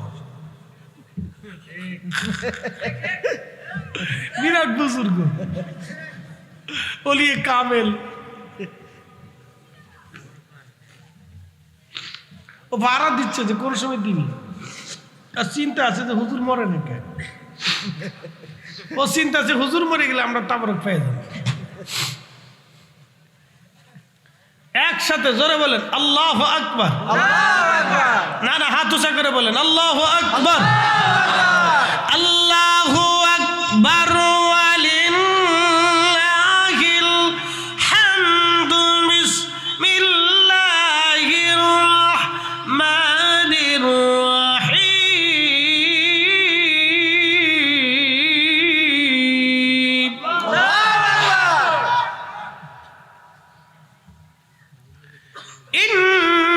ইন্নাল্লাহা ইয়া'মুরু বিল আদলি ওয়াল ইহসান। দয়া করো, নেই করো। মালিক ইবনে দিনার ইরাকি বসরি খুঁজতে গেলেন, তোমরা কি তারে চিনো? বলে চিনি। কোথায় থেকে সে? বলে ইরাকের মক্কার পরিত্যক্ত একটা ভূমি আছে, বিরান ভূমি, একটা গাছ আছে। এই গাছের নিচে দিনের বেলা সে ইবাদত করে। এইভাবে 40 বছর ধরে সে ইবাদত করে। অনেক বড় বুজুর্গ মক্কা। মালিক ইবনে দিনার ডাক দিয়ে বলতেছে, কোথায় গেলে পাবো? বলে বিরান ভূমিতে গেলে পাওয়া যাবে। আল্লাহর ওলি ধীরে ধীরে হেঁটে হেঁটে বিরানে গেলেন, যায় দেখলেন ঠিক ঠিকানা মোতাবেক গাছের নিচে একজন বান্দা দাঁড়িয়ে আছে। গাছের নিচে আল্লাহর বান্দা দাঁড়ানো। ওই গাছের নিচে দাঁড়ায়া আল্লাহর বান্দা নামাজ পড়ে, কিন্তু তার ডান হাত কাটা। এই কবজি থেকে তার ডান হাতটা কেটে ফেলে দেওয়া হয়েছে। স্থিরতার সাথে নামাজ পড়তে লাগলো। সালাম দিলেন মালিক, নামাজ শেষ। জবাব দিয়ে বলেন, আল্লাহর বান্দা আপনার পরিচয় কি? বলে আমার নাম মালিক ইবনে দিনার, ইরাকি বসরি। হুজুর আমি আপনাকে চিনছি, আপনি অনেক বড় ওলি, জমানার জাহিদ, আপনি অনেক বড় আল্লাহর ওলি। কি ব্যাপার, আপনি কেন আসছেন এই মিসকিনের কাছে? বলে আপনার নাম কি? মুহাম্মদ ইবনে হারুন সমরকন্দি। বলে হ্যাঁ। মালিক ইবনে দিনার বলেন, আল্লাহর বান্দা দুঃখের একটা সংবাদ দেওয়ার জন্য আসছি হুজুর। বলেন। এই বছর সবার হজ কবুল হয়েছে, কিন্তু আপনার হজ এবং দোয়া আল্লাহর দরবারে মঞ্জুর হয় নাই। তখন সমরকন্দি চোখের পানি ছেড়ে দিয়ে কাঁদে কেঁদে বলে, হুজুর শুধু আপনি না, আজকে 40তম বছরে 40 জন আল্লাহর ওলি এসে আমার সংবাদ দিয়ে গেছে, সবার হজ হলেও আমার হজ হয় না, সবার দোয়া কবুল হলেও আমার দোয়া কবুল হয় না, সবারে আরাফাতের মাঠে ক্ষমা করলেও আল্লাহ আমারে ক্ষমা করে না। পানি আরো কসমাবাসী সবার ক্ষমা হলেও আমার ক্ষমা হয় না। 40 আল্লাহর ওলি এসে আমাকে সংবাদ দিয়ে গেল, হুজুর বলে আল্লাহর বান্দা বলো তো তোমার জীবনের অপরাধ কি, তুমি বলো কি ভুল তুমি করছো? বলে হুজুর সে ভুলটা বড় ভয়াবহ, অনেক বড় অপরাধ আমি করেছি, অনেক বড় ভয়াবহ ভুল আমি করছি। ভুলটা মীমাংসা করার মতো ভুল ছিল না হুজুর। বলো আল্লাহর বান্দা ভুলটা কি? হুজুর আমি মদও পাইছিলাম, নেশা করতাম, নেশা। আল্লাহর ওলি গো, নেশার কারণে আমি একদিন নেশামুক্ত হয়ে বাড়ি আসলাম। সেই রজনী ছিল শাওয়ালের শেষ রাত। পরের দিনই মাহে রমজান আসবে, 29 তারিখ দিন যে রাত্রিবেলাতে 30-এর রজনীতে আমি আসছি। মা উনুনে চুলায় আগুন জ্বালিয়ে রান্না বান্না করতেছিল। হুজুর মা রান্না বান্না করে, আল্লাহর ওলি গো আমি মদ পান করে বাড়ি আসছি মাতলামি করে করে। মা হাতটা ধরে বললেন, বেটা রে, কত সন্তানরা রমজানের জন্য প্রস্তুতি নেয়, তুই তো আমার একটা বেটা, একটাই কলিজার টুকরা সন্তান। কত সন্তান মা রমজানের জন্য প্রস্তুতি নেয়, তুই কি না রমজান আসার আগেই মদ পান করে নেশা করে আমার ঘরে আসছিস? তোর মতো কুলাঙ্গার সন্তান দুনিয়াতে থাকার চাইতে না থাকা অনেক ভালো। হুজুর আমার মেজাজটা খারাপ হয়ে গেল, আমি নেশাগ্রস্ত ছিলাম, শয়তান আমাকে পেয়ে বসলো। আল্লাহর ওলি আমি আমার এই ডান হাত দিয়ে মাকে আঘাত করতে লাগলাম, মারতে লাগলাম, বকাঝকা করতে লাগলাম। মা রাগ করে আমাকে আরো বকাঝকা দিলেন। আমি আরো উত্তেজিত হয়ে গেলাম। হুজুর শয়তান আমাকে আরো পেয়ে বসলো। আল্লাহর ওলি গো আমি আমার মারে জাপটে ধরে নিয়ে উনুনের চুলার আগুনের মধ্যে মাকে ছেড়ে দিলাম। হুজুর মার শরীরে আগুন ধরে গেল। আমার স্ত্রী আমাকে ধাক্কায় ধাক্কায় নিয়ে গেল ঘরের মধ্যে, দরজা লাগিয়ে দিল। আহা, দরজা লাগানোর পরে ঘুমাই পড়লাম, আমি বেহুশ হয়ে গেলাম। আমি নেশাগ্রস্ত ছিলাম, আমার নেশা কেটে গেল, ঘুম ভেঙে গেল। সকালবেলা ঘুম থেকে উঠে দেখি দরজা বাহির থেকে লাগানো। ডাক দিলাম, বিবি বাহির থেকে দরজা কেন লাগানো? স্ত্রী আমাকে ধমক দেয়া বলল, তোমার মতো নাফরমানের সাথে আমি আর সংসার করব না। ও নাফরমান, আজকে তুমি আমার তালাক দিয়ে দাও, আমি আমার বাপের বাড়ি চলে যাব। এত বড় নাফরমানের সাথে সংসার করা যায় না। ডাক দিলাম, বিবিরে কি হয়েছে তোমার বলো তো? কালকে রাত্রিবেলা তুমি তোমার মাকে আগুনের মধ্যে পুড়িয়ে মারছো। যে তার নিজের মাকে আগুনে পুড়িয়ে মেরে ফেলে দেয়, সে আমাকেও তো আগুনে পুড়িয়ে মারতেই পারে। এমন বেঈমানের সাথে সংসার করার চাইতে চলে যাওয়া অনেক ভালো। এ নারী সমাজ, আপনাকে বলতেছি, আপনার স্বামী যদি আপনার শাশুড়ির বিরুদ্ধে যায়, শ্বশুরের বিরুদ্ধে চলে যায়, তাহলে ওই স্বামীকে কোনোদিনও বিশ্বাস করবেন না। কারণ যেই মা বাবা কলিজা নিংড়ানো ভালোবাসা দিয়ে সন্তানকে বড় করেছে, ওই মায়ের ভালোবাসা থেকে যে সন্তান জুদা হয়ে যায়, আপনার মতো একজন নখদর্প স্ত্রীর ভালোবাসা থেকে এই পুরুষ জুদা হয়ে আপনাকেও তালাক দিতে পারে। আসতে কনকা এই বেলা ঠিক হবেন না, কারণ এই বেলা তো জাগা মতো এসে পড়ছে, জাগা মতো এসে না, এখন আর ঠিক হবে না। বাঙালি খুব চালাক, এটা সব জায়গায় খালি সুযোগ তালাশ করে, সব জায়গায় সুযোগ তালাশ করে। আমি চিনতেছি এটা কি আজরাইলের কাছে আমার সুযোগ চাই কিনা, তা পারবে না। আরো চিন্তা করি মাঝে মধ্যে এরা কি কিয়ামতের ময়দানে সুযোগ খুঁজবে কিনা, তাও তালাশ করবে, দেখি কোনো সুযোগ ফাঁক ফোকর আছে কিনা। এরা সব জায়গায় ফাঁক ফোকর তালাশ করে।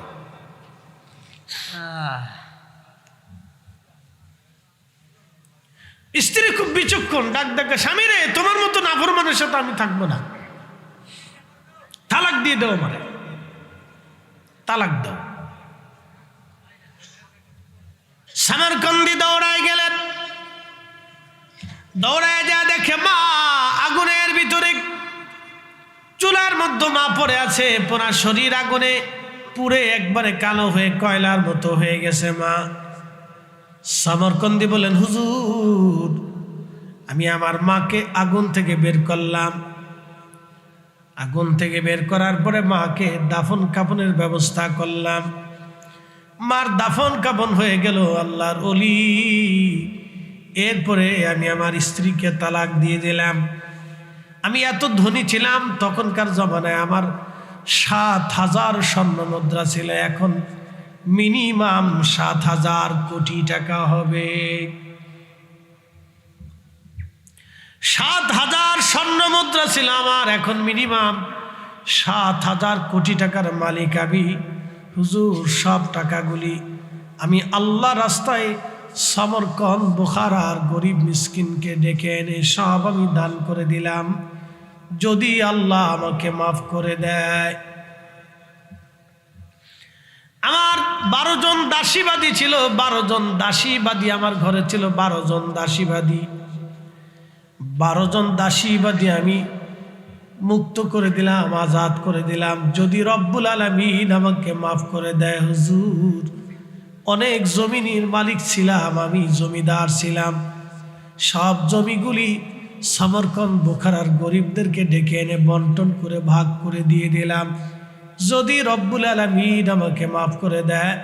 হুজুর এরপরেও মনে তুষ্টি আসে নাই, কারণ মন বলে আল্লাহ এখনো বেজার রাগ মিটে নাই, আল্লাহ এখনো আমাকে ক্ষমা করে নাই। যেই হাতখানা দিয়ে মাকে আঘাত করেছিলাম হুজুর, এই হাত আপনি দেখতেছেন আমার কবজি থেকে কেটে ফেলে দেওয়া। আল্লাহর ওলি গো, খোদার মাফের আশায় নিজের হাত দিয়ে আমি আমার হাতের কবজি থেকে কেটে বিচ্ছিন্ন করে ফেলে দিয়েছি। হুজুর যদি আল্লাহ আমাকে মাফ করে দেয়, তারপরও আল্লাহ মাফ করে নাই। এরপরে আমি সমরকন্দে না থেকে আল্লাহর হরমে আমি চলে আসি, কাবাতে, আল্লাহর ঘরে মাকাম ইব্রাহিমে 40 বছরে 40 বার হজ করেছি, কতবার উমরা করেছি তার কোনো হিসাব নাই। হুজুর এই মাকামে ইব্রাহিমে মাগরিবের নামাজের সময় এসে বসি, ফজরের নামাজ পড়ে এখান থেকে বের হয়ে একটানা 40 বছর ধরে ইবাদত করতেছি, যদি আল্লাহ আমাকে মাফ করে দেয়। তারপরেও আল্লাহ আমাকে মাফ করে নাই। আল্লাহর হারাম দিন ব্যতীত 40টা বছর ধরে একটানা রোজা রাখতেছি, যদি প্রভু মাফ করে দেয়, তারপরেও আল্লাহ আমারে মাফ করে নাই।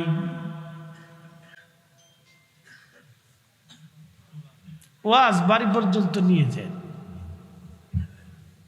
শুনে যান। 900 বছর আগে ইমাম আবুল ফরাস তার কিতাবের ভিতরে লিখছেন উলুল হাকায়াত। 40 বছর ধরে 40 জন আল্লাহর ওলি এসে আমাকে খবর দিয়ে গেছে সবার ক্ষমা হয়, কিন্তু আমার ক্ষমা হয় না। 40টা আরাফাতের মাঠে 40 বার আমি আল্লাহর দরবারে মাপ চেয়েছি, ক্ষমা হয় নাই। হুজুর কি করব আমি? মালিক ইবনে দিনার চোখের পানি ছেড়ে দিলেন, আল্লাহর বান্দারে, যে ভুল তুমি জীবনে করছ, এই ভুলের ক্ষমা কি করে হবে বলো তো? দুনিয়াতে আগুন লাগাইয়া পালাইতে চাও, কোথায় তুমি পালাবা? দুনিয়া ছাড়া তো আর কোনো দুনিয়া নাই রে। আমি চললাম, তোমার মতো নাফরমানের কাছে বসবো না। মালিক ইবনে দিনার চলে গেলেন।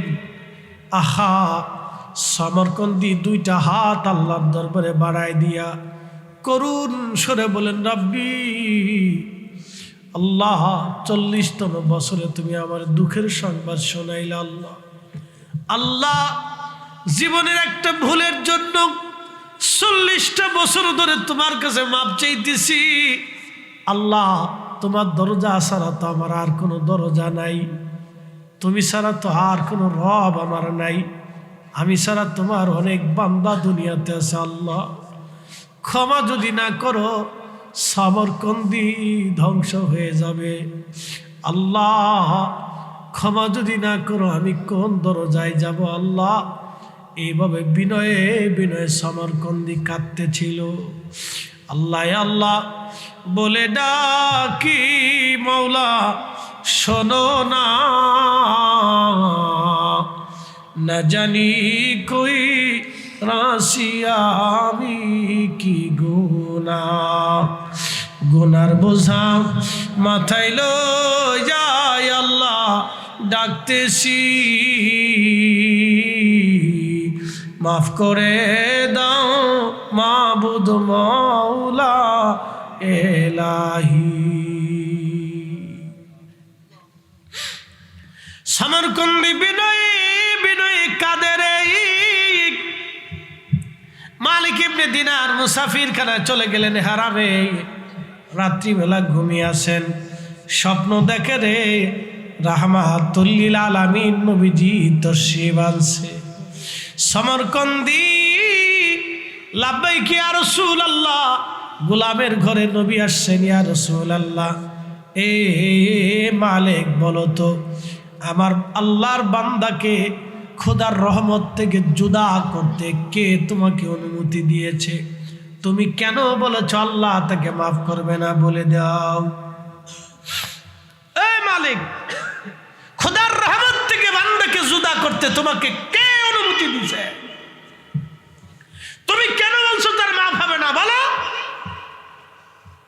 তুমি কি কোরআনের আয়াত পড়ো না? লা তাকনাতু মির রাহমাতিল্লাহ, আল্লাহর রহমত থেকে আল্লাহ নিরাশ হতে নিষেধ করেছে। মালিক ইবনে দিনার স্বপ্নের ভিতরে প্রিয় নবীর কদমে পড়ে গেলেন, হুজুর আমার ভুল হয়ে গেছে, আপনি আমাকে মাফ করে দেন। ইয়া রাসূলুল্লাহ, নবী বললেন মালিক তাহলে তাকে সংবাদ দাও আমার রব আমার আল্লাহ সমরকন্দির গুনাহ মাফ করে দিছে। চিৎকার মেরে জোরে বলেন আল্লাহু আকবার। কখনো তোমাকে যদি ভুলি হেদায়েতের আলো জেলে নিয় কাছে তুলি, কখনো তোমাকে যদি ভুলি হেদায়েতের আলো জেলে নিয় কাছে তুলি, ঠাই দিও প্রিয়তম অগমহিয়ান, তুমি রহমান তুমি মেহেরবান। অন্ধ গাহে না শুধু তোমারি গুণগান, বুঝে বুঝে না তবু শান, তুমি রহমান তুমি মেহেরবান। নবীজি স্বপ্নে ডাক দিয়ে বলতেছে সমরকন্দে যা বলো আল্লাহ তাকে মাফ করছে, কিন্তু বিপদ। কিন্তুটা শুনবেন না? কিন্তুটা শুনলে গা শিহরে উঠবে। আল্লাহ তো মাফ করছে, কিন্তু হাসরের ময়দানে বিচার বসবে, মা মামলা করবে সন্তানের বিরুদ্ধে, আসামি সমরকন্দি, মা হলো বাদী, বিচারক আমার আল্লাহ মালিকি ইয়াউমিদ্দিন, বিচার দিবসের মালিক আল্লাহ, মহা সুপ্রিম কোর্টের বিচারপতি আমার আল্লাহ। ওরে মালিক সমরকন্দিরে যায় বলো মা মামলা করবে, আল্লাহ বিচার করবে, সমরকন্দির বিরুদ্ধে রায় চলে যাবে। কারণ সমরকন্দি মাকে আগুনে পুড়িয়েছিল, 40 বছর মাপ চাওয়ার পরেও ক্ষমা হলো, কিন্তু শাস্তি মাপ হবে না।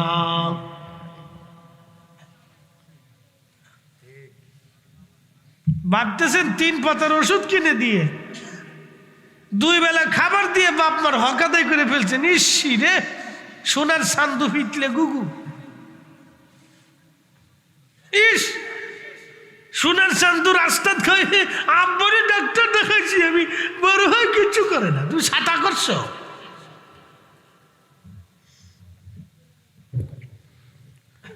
দুই দিন ডাক্তার দেখে 4 পাতার ওষুধ কিনে দিয়ে 3 বেলা খাবার দিয়ে মনে করছো হক আদায় করছো। নারী সমাজ জাহান্নাম স্বরূপ যদি শাশুড়ির পাতে ভাত না বাড়েন, যদি শাশুড়িকে সন্তান থেকে জুদা করে দেন, যদি বাবার কোল থেকে সন্তানটাকে আপনি কেড়ে নিয়ে যান, বোন রে বলতেছি জাহান্নাম ছাড়া রাস্তা হবে না। কাবা শরীফের গিলাফ সরেও যদি কবরে দেওয়া হয়, কলিজার টুকরা বোন, আমার জান্নাত হবে না, হবে না কো হবে না। ওয়াজ বাড়ি পর্যন্ত নিয়ে যায়, কাজে লাগবে না এটা। আল্লাহর মেহবুব নবী ডাকতে বলে, না মালিক, সামারকন্দিরে যা বলো, আল্লাহ তাকে বিচার ফাইসালা দিবে, রায় দিয়ে দিবেন। সামারকন্দির আল্লাহ জাহান্নামে নিক্ষেপ করবে। হায় হায়, সামারকন্দির জাহান্নাম হয়ে যাবে। সামারকন্দির আল্লাহ জাহান্নামে ফেলে দিবে। দুনিয়ার 72 ঘন্টা 3 দিন 3 রাত পর্যন্ত জাহান্নামের আগুনে পুড়তে থাকবে। জাহান্নামের শাস্তি সামারকন্দি পেতে থাকবে।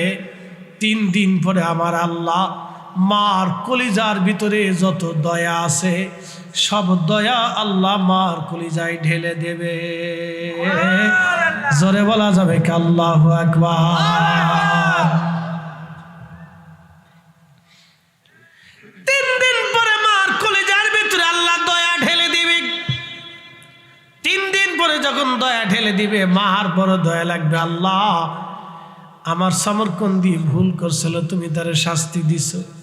আমি তো মা, আমি মা। আল্লাহ, আমি তারে মাফ করে দিলাম, তুমি আমার বেটারে আমার সাথে জান্নাতে দিয়ে দাও। আল্লাহ, আমি আমার সামারকন্দিরে মাফ করে দিছি। কিন্তু নবী বললেন, মালিক রে, মাকে আগুনে পোড়ানোর জন্যে সন্তানের বিচার আল্লাহ করবে। 3 দিন জাহান্নামের আগুনে আল্লাহ তাকে শাস্তি দেবে, মাফ হবে না। বাটাম চালান তাকে পেতেই হবে। পিতা মাতার নাফরমানি সহজে মাফ হয় না, সহজে মাফ হয় না, সহজে মাফ হবে না বন্ধু। কাবা শরীফের ইমাম হলেও কাজ হবে না, দুনিয়ার সবচেয়ে বড় বুজুর্গ হলেও কাজ হবে না। কারণ সামারকন্দির মতো একটানা 40 বছর ইবাদত করার সুযোগ আপনারা নাই, পারবেন না। যাও তুমি সামারকন্দিরে যায় বলো, এই সংবাদ দাও। স্বপ্ন ভেঙে গেল। স্বপ্ন যিনি দেখাইছেন তিনি নবী, যিনি দেখছেন তিনি ওই জমানার সবচেয়ে বড় ওলি, যিনি লেখছেন তিনি বিশ্ববিখ্যাত হাদিস বিশারদ ইমাম আবুল ফরাজ। ঘটনা খুব বিশুদ্ধ, একবারে সাচ্চা কাচ্চা। নবীজি বললেন, যাও তুমি তার সংবাদ দাও। মালিক ইবনে দিনার সামারকন্দির এসে কাছে এসে দাঁড়ায়, দেখে সামারকন্দি কাঁদতেছে। ডাক দিয়ে বললেন, সামারকন্দিরে, একটা সংবাদ নিয়ে আসছি, সুসংবাদ আছে। বলেন হুজুর কি? আল্লাহ রসুল আমাকে কাল রাত্রে স্বপ্ন দেখাইছে, নবীজি এসে বলছে তোমাকে আল্লাহ মাফ করছে। সামারকন্দি সেজদায় পড়ে গেলেন। কিন্তু কিয়ামতের ময়দানে বিচার হবে, আল্লাহ বিচার সালিশ করবে, তোমাকে 3 দিন জাহান্নামের আগুনে পোড়ানো হবে। তাও সামারকন্দি সেজদায় পড়ে, আল্লাহ, তারপরেও তো আপনি আমাকে মাফ করছেন, এর চেয়ে বড় দয়া আমার কিছু হতে পারে না। সেজদার মধ্যে পড়ে চিৎকার মেরে কাঁদতে কাঁদতে কাঁদতে কাঁদতে ওই অবস্থায় সে মারা গেল। একসাথে বলবেন আল্লাহু আকবার। মালিক ইবনে দিনার নিজে তার গোসল করাইলেন, জানাজা পড়াইয়া তাকে মক্কাতে মুআল্লাতে তাকে দাফন করলেন, জান্নাতুল মুআল্লা, যেটা ওই যে মক্কা শরীফের যে আম্মাজান খাদিজাতুল কুবরা যে মাজারে ঘুমিয়ে আছে, ওই গোরস্থানে সামারকন্দিরে দাফন করলেন। হারামেই সে মারা গিয়েছিল। বুঝতে পারছেন? ওয়াজ যেটা শুনছেন কাজে লাগায়। ভাই আমার বলে, হুজুর আব্বা আম্মা মরে গেছে, তাহলে উপায় কি হবে? কোনো চিন্তা নেই, আল্লাহ কোরআনে আপনাকে রুখসত দিয়ে দিছে। বলছে, রাব্বির হামহুমা কামা রব্বায়ানি সগীরা। তুমি আব্বা আম্মার জন্য বেশি বেশি দোয়া করো। আল্লাহ রসুলের দরবারে এক সাহাবী এসে বলেন, বাইহাকি শরীফের মধ্যে আসছে, সাহাবী এসে বলেন, ইয়া রাসূলুল্লাহ, মা মরে গেছে, কি করব? হক তো মিটাইতে পারি নাই। না বলে, চিন্তা করো না, অধিক পরিমাণে দোয়া করো। কিয়ামতের ময়দানে আল্লাহ দয়া করে তোমাকে পিতামাতার খেদমত গুজারি, হক আদায়কারী সন্তান হিসেবে তোমার নামে আমল নামায় আল্লাহ লিখে দেবে, যদি দোয়া করো। এখন যারা দোয়া মানে না, ওর কপালে কি আছে? এই কথা কর না কেন, এই জোরে কর না কেন? এই এই সময় ঠিক আসতে কইতেছেন কে? ঠান্ডা কি বেশি লাগছে নাকি? তাহলে চুপ আছেন কেন? তো যে দোয়া মানে না ওর কপালে শনি রাখা আছে, ও বাটাম চালানো বেশি করে খাবে, কথা কর না কে? ঠিক আছে, কেন দোয়া মানেও না দোয়া করেও না চাতা।